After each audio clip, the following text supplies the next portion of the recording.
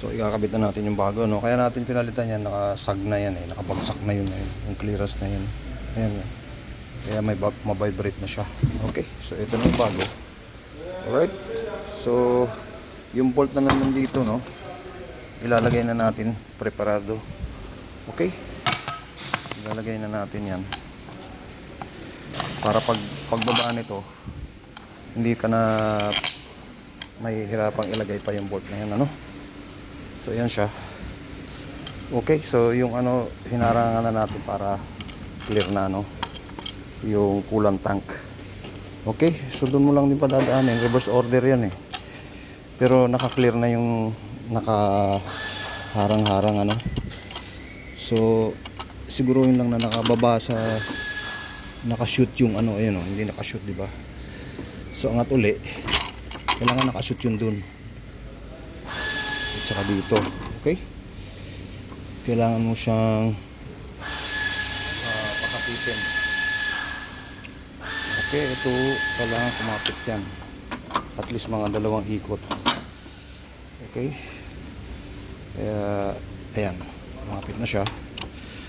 Then yung nandito sa loob, importante yan na hindi siya tagilid, ano, kasi pag hinigpitan mo na yun ng todo at tagilid, nako,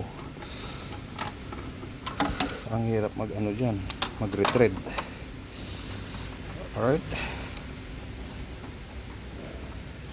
so habang maluwag, pakakapit na rin natin yung 19, ano, dito 19 tsaka yung nut.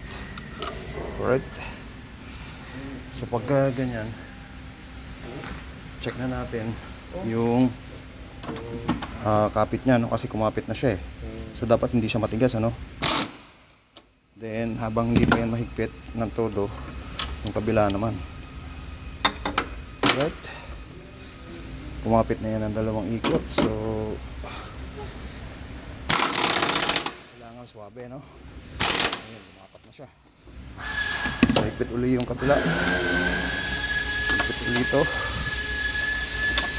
Alright, higpit uli todo. Then yung 19. Alright, yung 19 yung gitna muna kasi nakakapit na yan eh. So kailangan lapat na lapat na yan. Alright, yan. Then yung nut. Alright, then yung kaliwa last. Okay, so final torque. Then yung bracket dito. Okay, ayan. Pagtanggal mo nung kalang mo, dahan-dahan lang kasi yung tangke ay, no. Alright, ayan yung tangke, nakashoot na sa baba. Then iba-bracket mo na lang yan. Okay, ayan yung baba. Then shoot siya, then bracket. Okay, so ito na yung kanyang mga bolt. Okay, then bolt. Okay, then higpit. Alright, then final torque.